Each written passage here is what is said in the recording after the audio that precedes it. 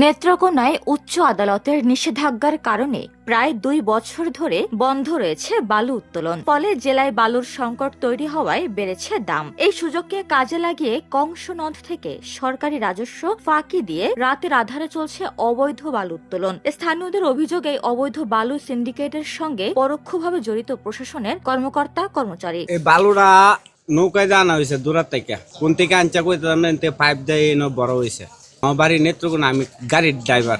নদী থেকে এই বালু উত্তোলন করতেছে অবৈধভাবে। এটা তারা সিন্ডিকেট কইরা ওই দৌলত খানের লোকজনের সাথে বিভিন্ন সাইডে মালগুদাম আশেপাশে বিক্রি করতেছে। লোকজন যদি ধরে তাহলে বলে যে এটা চিজের বালু, আসলে এটা চিজের না।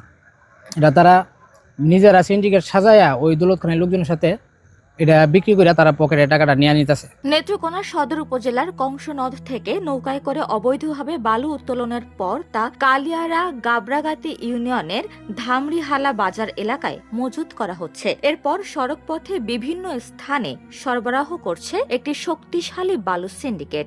এর আগে আমি ঊর্ধ্বতন কর্তৃপক্ষের বাহিরে আমি কিছুই করি নাই। যা স্যাররা আমাকে নির্দেশনা দিয়েছে আমি সেই পর্যন্তই করেছি।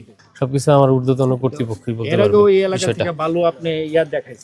ওখানে সিজ করে বলতে গিয়া বলে যে সিজ করছি, এরকম কথা বললে ওখান থেকে বালু আইনা বিক্রি করে। আমি কয়েক জায়গায় বালু ওনার বিক্রিও করে দিছি, আর উনি আমার টাকা পয়সার অফারও দিচ্ছে। ফ্যাসিস্টের সহযোগী হয়ে নেত্রকোনার এসিল্যান্ড ও তাদের সহযোগীরা মিলে এই অপরাধ করছে বলে মনে করেন সচেতন নাগরিক। আমার কাছে দীর্ঘদিন যাবত একটা নিউজ ছিল যে এই বড়াইল থেকে জামরিওয়ালা থেকে এই দৌলত আওয়ামী লীগের একজন ফেসিস যে জেলখানায় আছে, ওর লোকজনদের মাধ্যমে নৌকা দেওয়া বালুটা উত্তোলন করা হয়। এর সাথে আমাদের যে নেত্রকোনার এসিল্যান্ড এবং তার সহযোগী নায়েব, ওই দুজনের মাধ্যমে বালুটা বাহিরে বিক্রি করা হয়। তবে জব্দকৃত বালু বিক্রি করে সেই অর্থ সরকারি কোষাগারে জমা দেওয়ার বিষয়ে কোনো বক্তব্য দেননি এসিল্যান্ড। এতে প্রশ্ন উঠেছে, অভিযান আদৌ কতটা স্বচ্ছ এবং অবৈধ বালু সিন্ডিকেটের বিরুদ্ধে প্রশাসনের ভূমিকা কতটা কার্যকর। অভিযোগের মাধ্যমে আমি আমার এখানে যে ইউনিয়ন ভূমি সহকারী কর্মকর্তা আছে তাকে পাঠাই এবং সে খোঁজ নিয়ে যেতে পারে অভিযোগের সত্যতা পায়, এবং এখানে